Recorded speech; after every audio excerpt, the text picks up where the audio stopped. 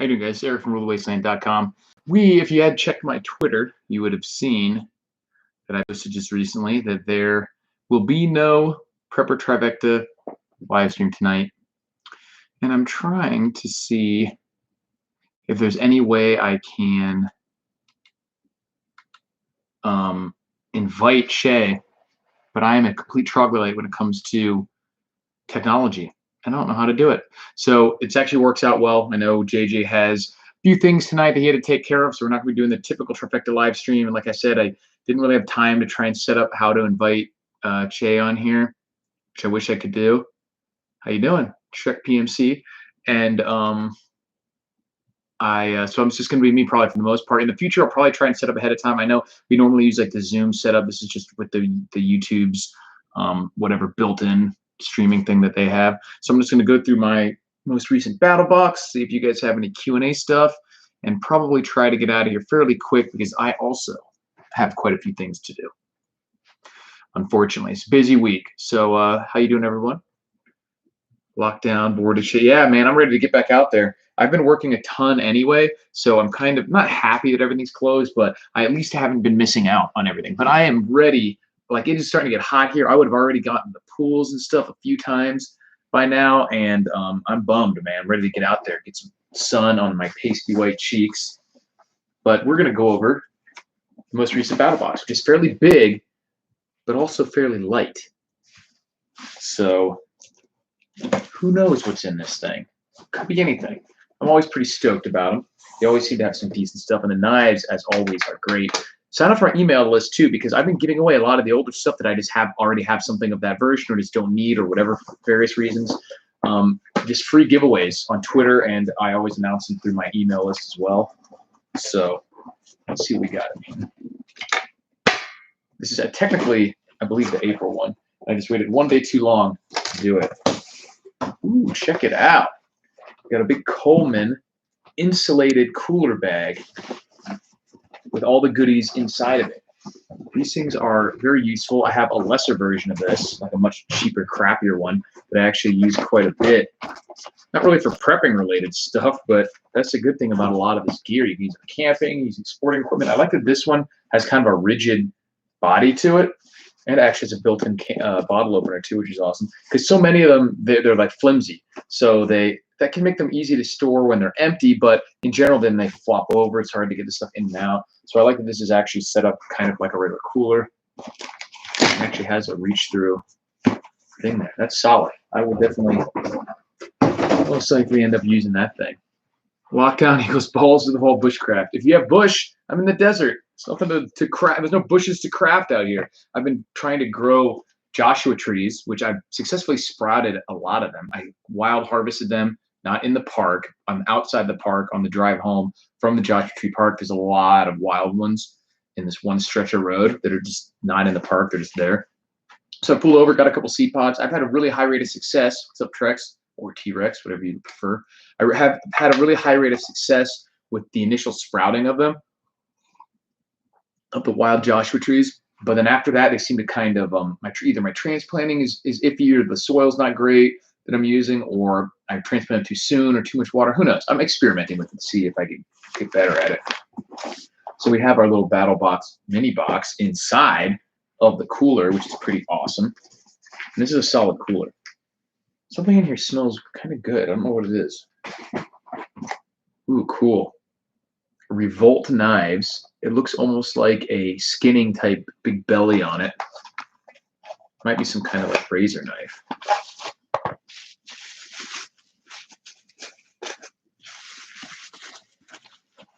Check that out. That's bigger than I initially. Ooh, that's a weird blade. I like how it sticks out in front of your knuckles. It's got a really interesting rubberized coating on there that almost feels like baby seal's skin or something. Liner lock. I'm not sure what this little button is.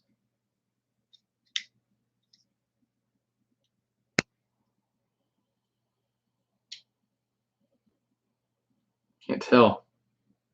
Might be something for a lanyard or whatever. That is a really interesting knife.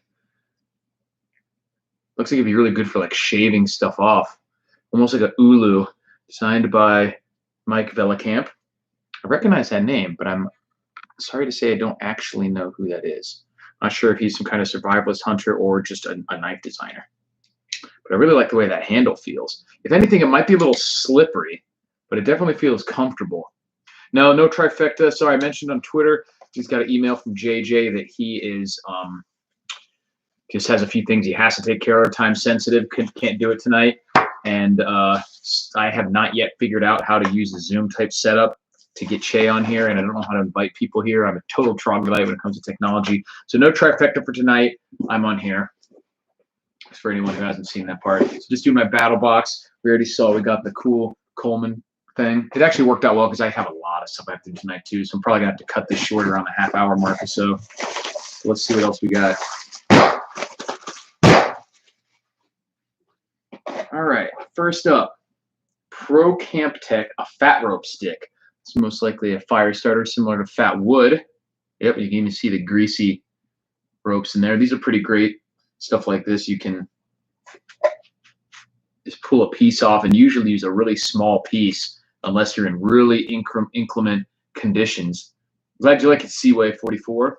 I've been having a lot of fun with the trifecta shows, so needless to say, I'm a little bit bummed that it's not on tonight, but you know, we'll live. Pro Cam Tech, pretty cool. I think it'd probably be a better idea to put this in something that was sealed if you're actually going to add it to your kit, so it doesn't come out or get smashed. Or usually when they're waxy like that, water is not a huge concern, but still all the more better to keep it dry. And this cardboard, I assume it's some kind of cardboard tube. It certainly feels like it could be used as some kind of fire starter fuel as well. I don't think that's what the smell was. Oh, here is what the smell is. Medium roast coffee, campfire, ridiculously smooth with notes of almond, hints of cinnamon, and a lingering finish. Much like myself. Bushcraft coffee, fire coffee kettle cup. Pretty cool. I'll try that out. I like the little paper bag. Kind of retro look to it. What else we got in? A bug bite thing. A sting suction tool. Suctions out insect saliva venom from under the skin.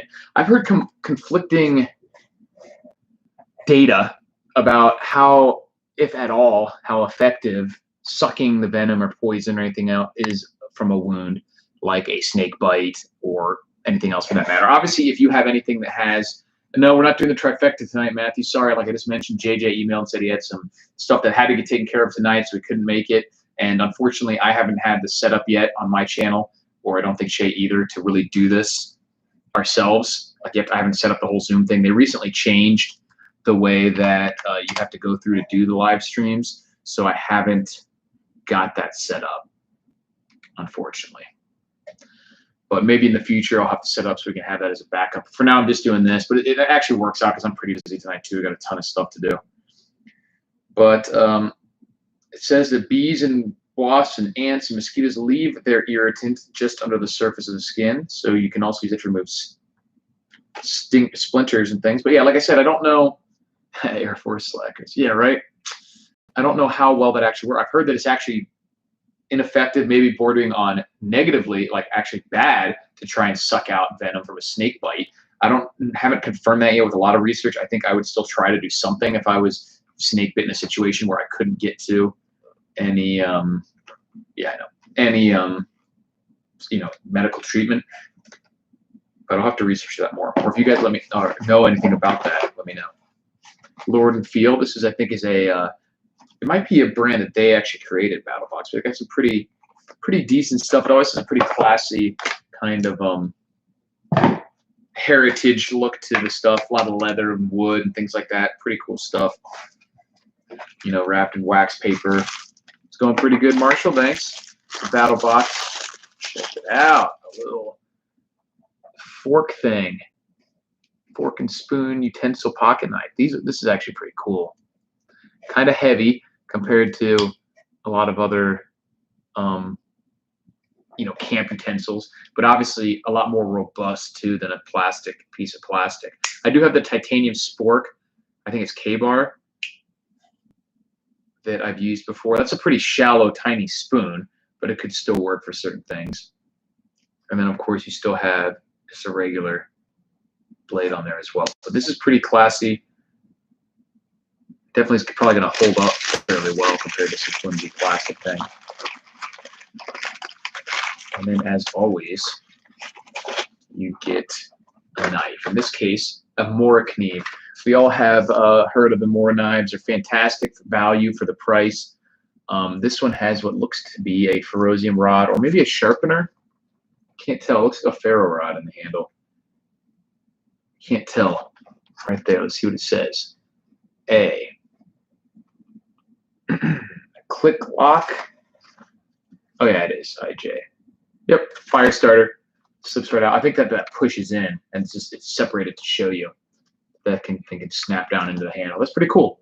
Because these knives you can get for fairly cheap, anywhere from $15, I think, for some of the really original simple models, up to maybe $30. I'm not sure how much this one costs. It has a little bit more features, obviously, and they're, you know, nothing sexy or fancy, but they're really going to hold up well. Super lightweight and easy to control. Nice flat grind is easy to sharpen, but also holds an edge pretty well without being too soft. So great, just overall knife for actually using for lots of small control type stuff. You know, making trap triggers, skinning animals, cutting steak, whatever you need to do. It's not heavy duty chopping and stuff like that. Obviously, you're butchering, but for just most normal bushcraft type knife work that you're going to need to do, shape making fuzz sticks or whatever, all that stuff, they'll work great for you. So I really like those. Actually, butchering did. I just talked about butchering an animal. And you said you did with one of those. Well, good to know then. It probably was a hell of a job with a knife that small, I imagine. But if you keep it sharp enough, I guess you could use any knife that's sharp enough. So that's pretty cool.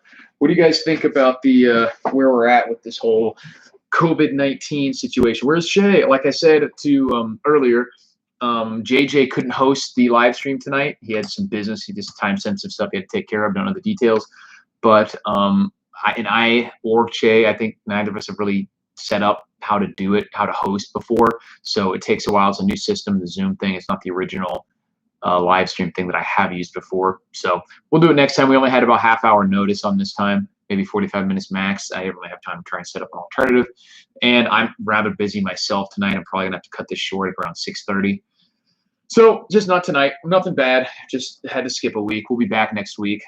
This has been an interesting week because we're starting to see, you know, some of the states start to reopen. Unfortunately, not here yet. All they changed for Nevada was the all businesses are allowed to do curbside business now. So whereas before you either had to be closed completely if you're non-essential, and restaurants could do takeout and stuff like that, but they couldn't have internal seating. Now all businesses can do the curbside or kind of takeout type service if they want for 2 weeks. And then after that, whatever the next phase is, they keep saying there's going to be multiple phases, but never actually articulating what these phases include, who's going to be impacted by it, and all that stuff. So it's kind of really annoying, and you can tell that they don't really have a coherent plan. And it's obviously not that bad in Nevada at all anyway. And I don't see any. Obviously, you could make the argument as to why you don't want to initially have millions of tourists rushing back in. But as far as the local businesses and just everything else besides casinos and the tourism stuff, I don't see any reason why they shouldn't just open it back up for the most part. It has become very political. And also, originally, they'd always said that the whole plan was to flatten the curve. There's no way to really stop any particular people or persons from getting it. You're just trying to spread out how long it takes everyone to get it, so that the hospital systems aren't being overwhelmed.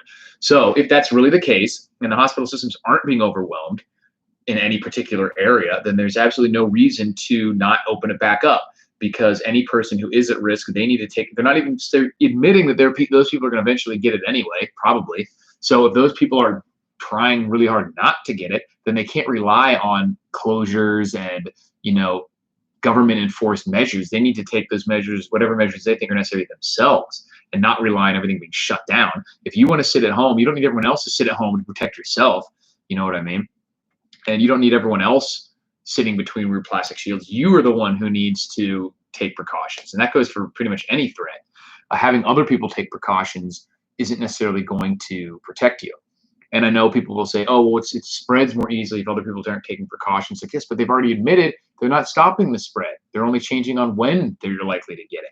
So if you're a person who really thinks you can't afford to get it, now or in 6 months doesn't matter. You need to stop yourself from actually getting it, not just stop yourself from getting it now and be okay with getting it in 6 months. That doesn't make any sense.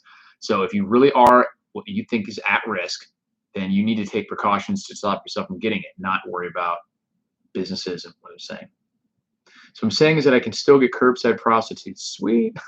Not in Clark County, though. So Vegas specifically, prostitution is illegal. It's only in counties that have less than, I think, 200,000 residents or something like that. So it's not in actually the big cities. So, which there are only two anyway, Reno and Vegas. And Henderson, I guess, technically probably has 200,000 people. The May reprieve is because Ramadan, rather than fight that battle, they gave us all a slight easing. Interesting. I haven't thought about that. Wait till whole month is over before summer's end. They'll claim cases spike, blame us. Yeah, that's a problem. They can claim whatever they want. There's no way to know which of it is true and which of it is being used or fake. I can't believe my local casino won't take roulette bets curbside. I know they should wheel some of the craps machines to the outside. I'll sit in the sun and play a craps machine. But yeah, so it'll be interesting to see. I am still thinking that Vegas in particular is going to be pretty hard hit from the economic repercussions. They've already laying off massive amounts of people. It's going to be a few more weeks even until the regular local businesses are all open again. So that's going to hurt a lot of people. And then it could be several more months or maybe even into 2021 before we see actually like back to full capacity tourism opening. And that's not going to force people to come here. So even when all the tourist casinos and all the whatever shows finally start coming back and the concerts and the sporting events and everything, all the reasons that people come here, that's not necessarily going to have people coming and force people to come in. So if people are still worried, or if there is a second spike, or if they just don't have money to go on Vegas vacations, then we could really see a significant slowdown in the economy here. And I'm kind of expecting that. I'm trying to save as much money as I can and hopefully jump on real estate deals that may pop up in the next 6 to 18 months. But I don't want to wait too long because with the way the government is handling this, financially speaking and economically speaking, by just massive printing of money, that it's unlikely that the prices of any consumer goods of almost any kind are going to stay low, regardless of what their actual value is in real terms. In nominal terms, like in an example, how many dollars it actually takes to buy it are probably going to mostly go up, at least starting in 6 months to a year out, especially if they start following through with any of these like $2,000 a month, universal basic income type plans, or keep up with these $600 extra a week on unemployment or any of that type stuff. And just, they've already printed trillions of dollars. And the interesting thing is all this money is going directly back in immediately into the economy. Whereas before with these bailouts and stuff, that was mostly just dumping it into the whole cavernous holes that were created by debt implosions, like in 2008 and stuff, propping up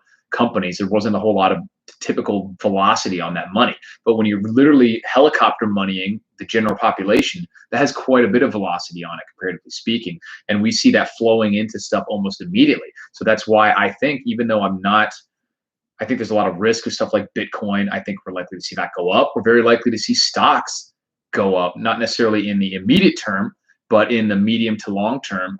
They're doing their absolute damnedest to bolster that sector of the economy. And that money's all got to go somewhere. So, and it certainly could happen with stuff like real estate and stuff eventually.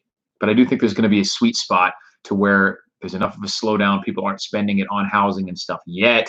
They're out of a job maybe. And especially here locally with the significant slowdown in tourism stuff, a lot of Airbnb and investment type properties are going to be sitting fallow, and that could really have a gut punch to the local housing market, which is way overinflated as is. Like when I was living in Gainesville, the price you would pay for rent for like a $180,000 house is the same basic price that you're paying for rent here for like a $350,000 house, which makes it look like the rental prices here are good, and they kind of are in that sense. But what it really means is the houses are just overvalued. A lot of people are bidding up housing prices as investors, but they're not actually living in the houses. So they have to rent them out, which means that there's a decent supply of rental houses available, which keeps the rents kind of at a reasonable level, even though the investors are bidding up the prices of the houses themselves.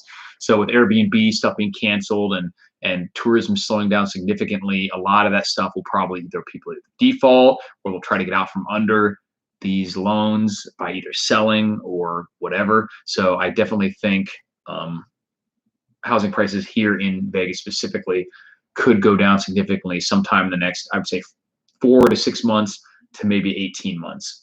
So I'm just trying to save as much money as I can and hopefully jump on that. Vegas can afford to strap an iPad to a drone with a grabby arm to let people fly around with VR goggles and play games. Laid off for 4 weeks. Wow, going on 5. Rough, man. Classic snit. Exactly. Plutoxin 7. They're going to have to reinvent economics to get out of this. No, I mean, economics is economics. They are just going, they're not reinventing anything. They're going by the Keynesian playbook step by step. And that's why we know what to do. Bet against the debt. Have a real first order wealth, as Chris Martinson calls it. Stuff like gold, stuff like land, stuff like brass and lead, stuff like food, stuff like anything that is not based in debt dollars. Bitcoins, even though that's not first order wealth per se, financial instruments that are not based on debt dollars. So anything that you need, any land, even ownership of stuff like stocks, stuff like oil. The oil sector is in the gutter right now. I can't see that lasting because the tangible economy, exactly right. So like the oil and things like that. Like, that sector's in the gutter right now because of a lot of supply chain issues and how everyone's just literally stopped by being stuck at home. That's not going to continue. And stuff like solar and everything else, like that's years, decades away from being able to actually replace oil. Like, we're still going to be using oil. So like dividend paying oil companies, I think, are probably unlikely to really be where people lose their shirts unless they bought into the high and sell at the low. So just focus on real world stuff is what I would do. And obviously I would definitely get out of anything that has a variable interest rate as quickly as possible, any debt with a variable interest rate. But other types of debt, I think I would stay current, and then I would try to accumulate assets that are likely to appreciate in nominal terms much more quickly than whatever that interest rate is. So if you have a student loan at 3% or 4% or something like that, and I think you should stay current, but I wouldn't, if I had a chunk of money, I wouldn't necessarily pay that off right away if I were you. I would instead put it in something like gold and silver, maybe even certain stocks, maybe even stuff like a little bit of it in something like Bitcoin, that over the next 5 years, that stuff's likely to go up by a hell of a lot more than 3 or 4, 5, 6%, in my opinion, even if it's just because of money printing, which is fine, because even if you're not actually gaining actual purchasing power in that sense, your debt is fixed in terms of dollar amounts. So just even if, like, say you have an ounce of gold and you bought it for $1,800 and now it's $5,000 in 2 years, in terms of actually being able to buy stuff, bread might be $10, a gallon of gas might be $12. So you won't have any actually purchasing power, but that $20,000 you owe to your student loan is still just $20,000. So those 4 ounces of gold that you might have, that instead of being less than 8,000 is now over 20,000. So that's what I recommend. Lead, brass, and ceramic plates are my favorite tangibles. It's a good point too that we've seen prices on things like firearms. This is an MP Shield 9mm. We've seen price of them hold incredibly steady. So, and if not go up. So as much as I don't recommend people to spend all their money on guns, if you don't have other aspects of your preparations, physical and financial, squared away, it's definitely something that you're unlikely to lose money on. That's for sure. Upper Michigan is still under $1,000 an acre, but I think we'll see that again in some areas. Those be banned. Yeah, Canada. I was interested to go through the live stream tonight with Che and see his thoughts on that pretty much incredibly blanket gun ban by Trudeau. Shocking stuff. I mean, honestly, not shocking, but disturbing stuff for sure. Especially when you see that there's quite a few people in Canada who still enjoyed having some of those guns and relying on them and stuff. So it's really trash. Yeah, that sucks, man. Canada's retarded. Yep. That's why we just have to defend our Second Amendment rights here as stringently as we can, because we cannot let it get to that. Then they can do whatever they want at that point. That's not what we want to have happen. But how much gold is too much gold? There's no such thing. No such thing. I don't think anyone at any point said, damn, I wish I had less gold. Wish I didn't have so much gold. Now you could argue allocations as to having 100% of your money in gold might not be the best idea. But some people think you shouldn't have your eggs all in one basket. Some people think you should put all your eggs in one basket and guard that basket very fucking closely. There's different strategies. It's kind of like a K-selected or R-selection thing, where if you have your money spread out over all, or your assets, whatever they may be, money, offspring, whatever, if you have them spread out, it's much more likely that some of them are going to die, but it's also much more likely, or much less likely, that all of them will die. Whereas if you have one or two assets, offspring, whatever, you can put all your resources into protecting and nurturing those two things. So they're much more likely, or much less likely, that any one of them would die, but it's also much more devastating if one does, because you have so many fewer. So it depends on what your personal risk profile is, what the risks themselves are, and how they present, and how resilient you can make your particular eggs versus other people. So something like gold, obviously, I think is at a pretty low risk of becoming worth absolutely zero, whereas something like Bitcoin is a much higher risk of weird shit happening and it just becoming completely useless or dropping by 90%, even if temporarily, things like that. And so I think you should play around with a little bit of everything for the most part, and just know what's happening, know why it's happening, and then you can make decisions on the fly as well, not just, yeah, these are 1 ounce. These are South African Krugerrands, one of my favorites. The interesting thing about the Krugerrands, if I'm not mistaken, is that these are not 24 karat gold. They contain 1 ounce of gold, but I don't think they're 100% pure gold, if I'm not mistaken. But I really love the Krugerrands. The color I like, I don't know why I like the Krugerrand. Maybe just because of Lethal Weapon 2. It's like Krugerrands. But I like the color of pure gold, you know, like the bars. And I really like the Perth Mint bars. Gold buffaloes are pretty cool. And anything, as far as silver and gold, anything poured, man. Look at that. I love the way poured silver looks. And there's like ripples that it gets on it. Imperfections. It's just money. Yeah, definitely Lethal Weapon 2, exactly. I don't know why that one made such an impression on me when it comes to gold. Wouldn't mind having a trunk full of Krugerrands. I'll have to settle for a handful for now. Got your little springbok on the back. Pretty cool. Yeah. Ain't never too much guns or ammo or gold. I agree with that. Someone says, if you think you got too much, I'll take some off your hands. Ditto. Blonde in that movie. Wasn't it like, oh no, okay. It wasn't who I was thinking of. It was just some, I don't think she was in anything else. For Lethal Weapon 2. Housing, gold, apartments. Yeah, I mean, apartments are going to be weird because if you're talking about for rental, because people are going to struggle to pay rent, so it's obviously going to be tougher, and you don't know what kind of weird rental protections they're going to enact. Already talking about making it so that people don't have to pay rent for a year. Now, they're probably, at least hopefully, also going to make it so that the landlord themselves wouldn't have to pay. But then there's also a lot of people who have paid off properties, you know, like an old lady or something, or someone who inherited their grandma's house and they're renting it out, so they don't have a mortgage. They may still be relying on that income, their rental income, as part of their income. But if the only part of some bill says you don't have to pay rent, but you also don't have to pay your mortgage, and you're like, well, I don't have a mortgage. I just have food that I need to buy with this $600 a month that comes in from my grandma's house. So, you know, that's not necessarily the best fix. And I don't like government intervention that much at all. Gold is too expensive right now. I don't believe so. Expensive compared to what?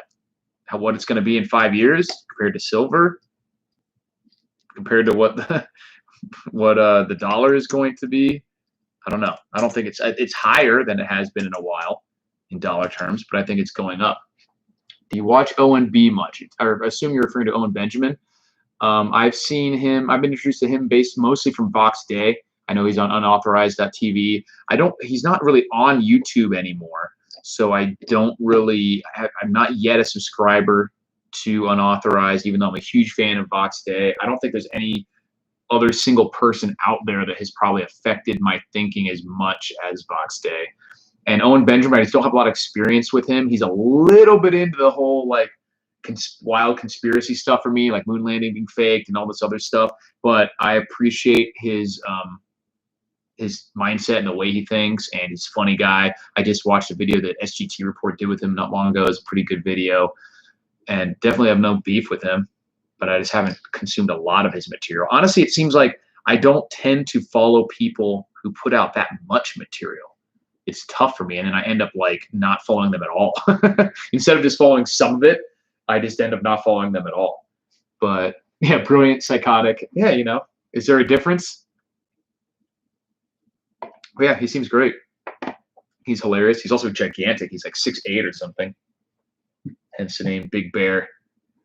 But yeah, I've heard most of what I heard and know about him was through Box Day and his work with unauthorized stuff like that, which is basically a secondary source for people who have, you know, been kicked off or could potentially get kicked off of sites like YouTube and whatnot. So it's pretty interesting. They're already threatening tenant evictions the day after the moratorium is over 2 months ago. I sold my rental last year, thank God, after 3 bad tenants in a row ending with chickens in the basement. I had to bail. Yeah, that's rough, man. Gold is 5-year highest and almost same as it was 10 years ago. Can't see it going over 900, but I might be wrong. I think you're wrong for what it's worth. I mean, with them printing money left and right, there's almost no way for not just gold, but for everything else to be rising in nominal price. And as Gregory Manarino always says, when, and not if, but when the debt bubble finally bursts, there's just going to be a rush to the things like gold and silver that you just wouldn't believe. Away from the debt, they're going to have to be. And all that money that they create is going to have to go into these things. It's going to be weird for sure. Now, who's to say when that's going to happen? But it's definitely real. And like I was saying earlier, even if it doesn't go higher and maybe it goes down to 1,500 or whatever, like sure, that's a risk, but we just saw stocks spit off like 25, 30% or something too. So you can't act like that risk doesn't exist with anything. And the risk of it going to absolutely zero doesn't really exist. Certainly not in the same way that it does for stocks or something like Bitcoin or any other weird financial instrument that isn't based in physical resources of some kind. So if you have a way to invest in food production or create it for yourself, that's one thing I would definitely recommend. Something as simple as homesteading and owning chickens and planting gardens, up to buying steaks or farms and farmland outright, processing plants and things like that. A lot of them are being shut down right now and are going to be because of people testing positive for the virus or supply chain issues, things like that.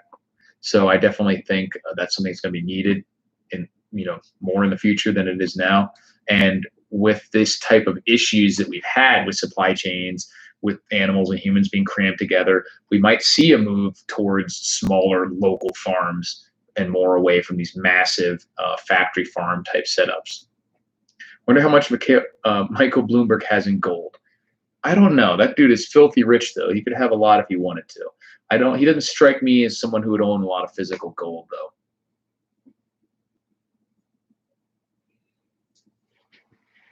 But yeah. Don't worry. Gates and his buddies are ramping up the laboratory and meat. Yeah, right. I will not live in the pods. I will not eat their bugs.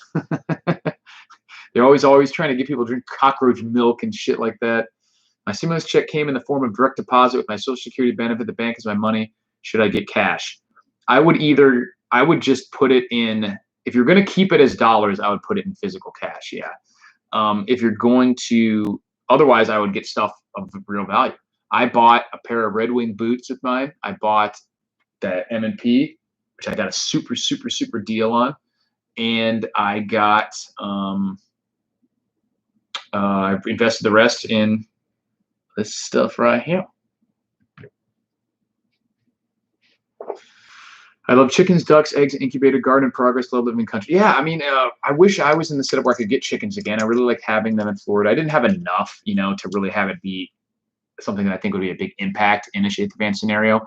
but eventually I hope to. And I kind of like birds in general. It's so stupid. And I liked having the whole process of, I had the aquaponics. I really want to experiment more with these soldier grubs and stuff like I had been, and see if I can make a continuous colony where they're not just coming in seasonally, but actually breeding on site and year-round production. You'd have to control temperature and stuff like that a lot, but it's definitely possible. Gold doubloons. Duck is interesting. Ducks are incredibly filthy if you haven't had them before, and I really like duck meat though. It's like I like dark meat chicken anyways. I'm not really a fan of like breast meat. It dries out really easily. So I like the greasier dark meat. Duck meat is really like that, really greasy, kind of gamier flavor to it. But it's not really common in the US to eat duck, and I'm not sure why. It's probably just not nearly as easy to raise, so they just fuck it and they chicken so much cheaper. Could rent out farmland instead of dealing with the shit yourself. Exactly. You can have arable land that you can rent to either be farmed or to be grazed. That's a fantastic idea. Duck eggs are great for deviled eggs. I don't know if I've ever had duck eggs, but I have had duck meat. It's always been delicious. Just curious. No, you talked before, but lone wolf doesn't work in shit the fan. How many do you really think a community needs to survive worst case? Depends on what you mean. I mean, like I've always say, shit the fan there is no one shit the fan. And like right now, I would consider what's happening a shit hit the fan scenario. It's just not an incredibly serious one so far, but it is a shit hit the fan scenario. We've been forced to utilize our preps. That I think that counts as a shit the fan scenario. People are dying. People are getting laid off. It's a shit the fan scenario.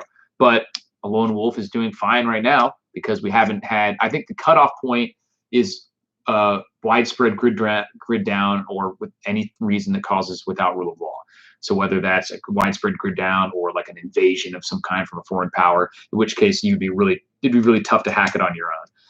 And for size, I think it depends on the area and what threats you're likely to face. I think you'd see a drastic increase in your safety when you get to the point that you can have like 24-hour security.